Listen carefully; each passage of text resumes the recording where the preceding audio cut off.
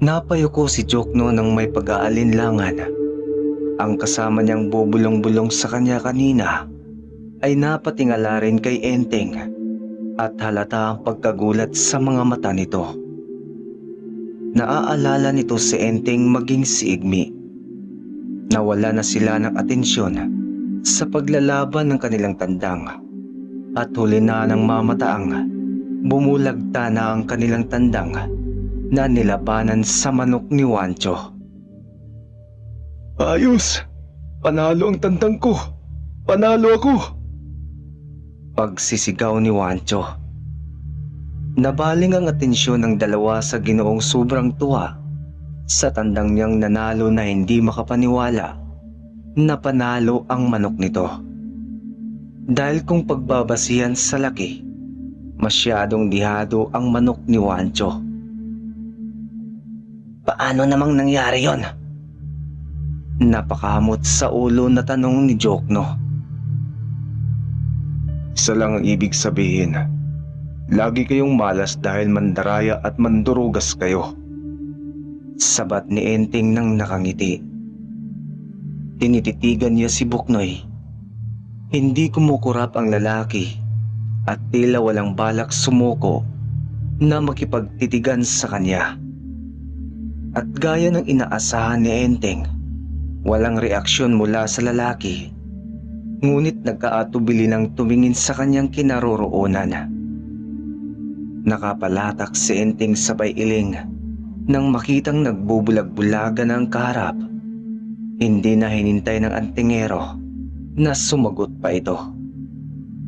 Umikot na sila palapit sa kasador upang ibigay ang dalang taya. Sabik na kasi si Igmi na makita ang kanyang manok na taglay ang mutya ng gabi. Nasa kanya mismo ay pinagkaloob ng kalikasan.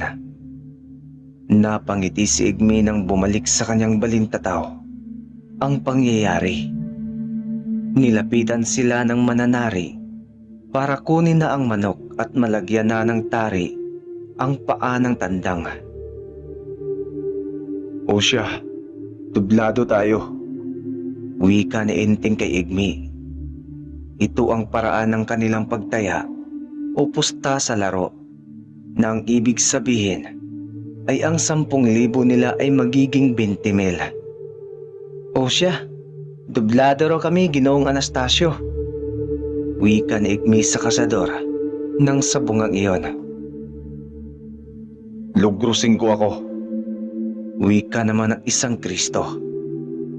Marami rin ang nakitaya sa pusta nitong Logro 5, kaya nagkumpulan na sa paligid ni Mang Anastasio na siyang kasador sa nasabing sabungan. O sige, nakatali na. Wika ng Ginoo na nasa 50 pataas ang edad. Kilala na nito si Enteng maging si Igmi dahil simula nang manabong ang dalawa sa kanilang baryo ay palagi na silang umuuwing panalo. Ganadores ang tawag sa manok nitong panabong dahil laging panalo. Nagsilapitan na rin ang mga mananaya at nang maging maayos na ang lahat, pumwisto na ang mananari. Sinimula na nitong pagtusik-tusikin ang mga manok at nang makitang nakatayo na ang mga balahibo nila sa leeg, inilapag na ng mananari sa ruwida ng sabungan ang dalawang manok na nagsisimula ng magkainitan sa isa't isa. Nakasinyas ang kanang kamay ni Igmi at ni Enteng. Naka-thumbs down iyon. Ibig sabihin ang sinyalis nito ay ang kanilang tayang pangdublado. Meron! Sigaw ni Igmi at ng iba pang nasa kanyang likuran. Wala! Sigaw rin ng kabilang panig. Kanya-kanyang sinyas ng kamay. Kaya hindi magkamayaw sa kasisigaw sa pananabik na manalo ang kanilang pinustaang tandang.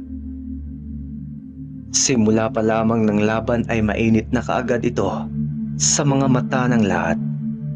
Gigil na gigil ang kabilang panig sa kakaibang galaw ng tandang ni Igmi. Hanggang sa mamataan ulit ni Enteng ang dalawang nakataya rin pala sa manok ni Igmi.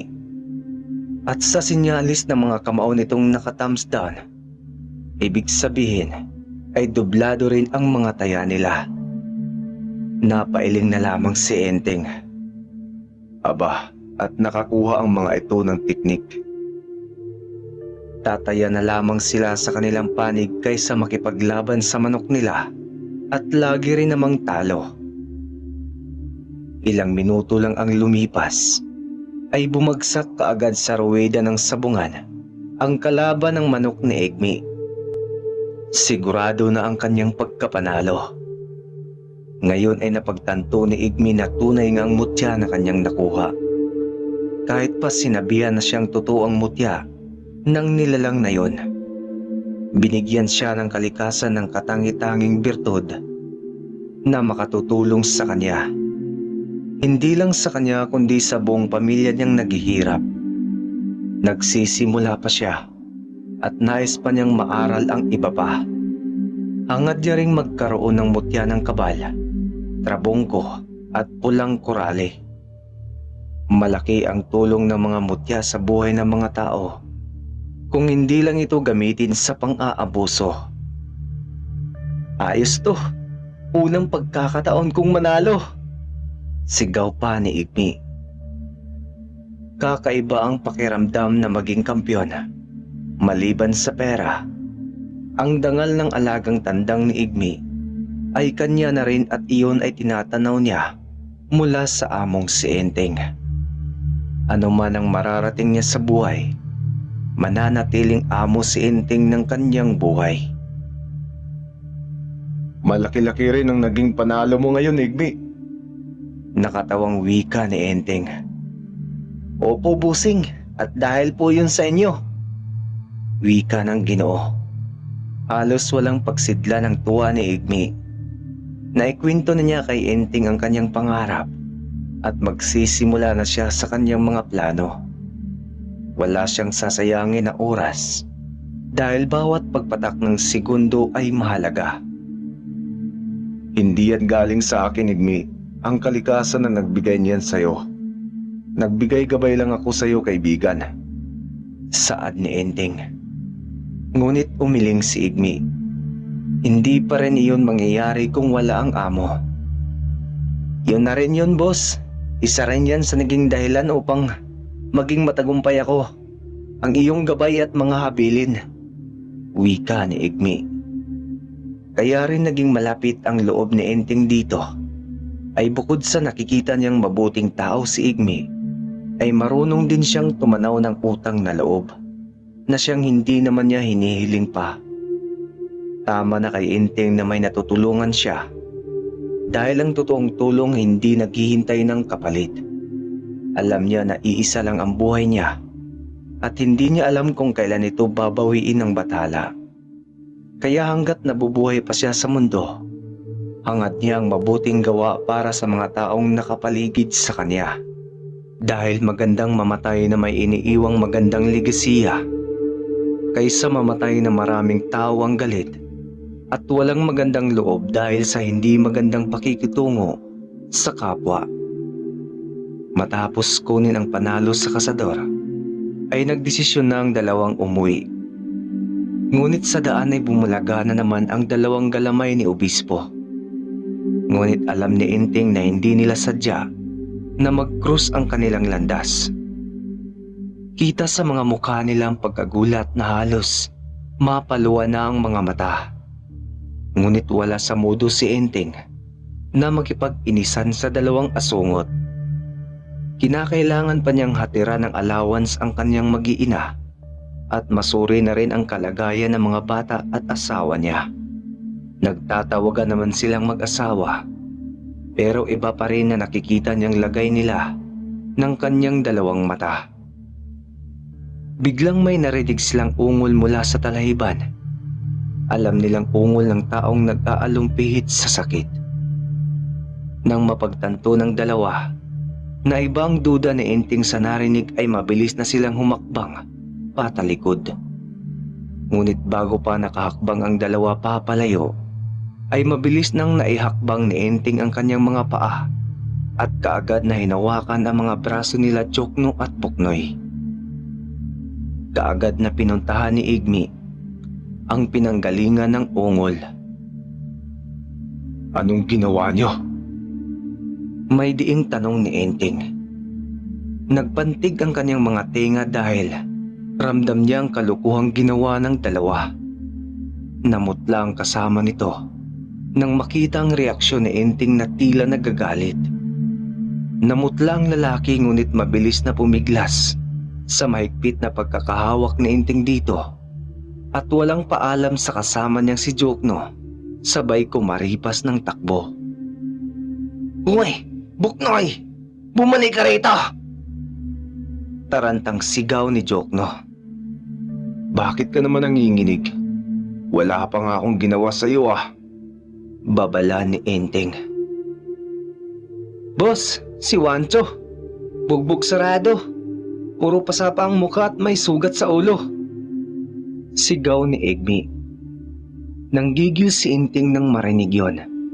Lagi na lang tuwing may sabungan at natatalo ang mga ulupong na mga to ay talagang gumagawa ng kabulastugan.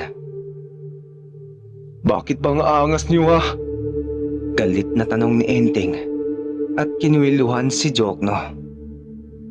Hindi po." Takot na sagot ni Jokno. Hindi pala Galit na bulyaw ni Enteng, sabay suntok ng kanyang kamao sa kaliwang panga nito. Hindi na napigilan ni Enteng ang kanyang galit. Bumagsak si Jokno sa damuhan. Sa puwang panga nitong markado ng kamao ni Enteng. Alam ni Enteng na delikadong matamaan ang parting iyon, subalit hindi na siya nakapagtimpi pa. Sa unahan naman ay mahina ang bawat hakbang ni Igmi palapit sa kanila Enteng at Jokno. Inalalayan nito si Wancho na halos naliligo na sa sariling dugo.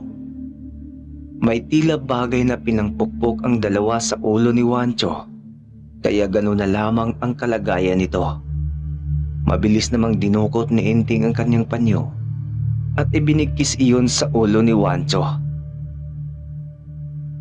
Yung pera ko, kinuha nila. Nangihinang sambit ni Wancho. Sa galit ni Enteng ay nilapitan niya ulit si Jokno at pinagtatadyakan.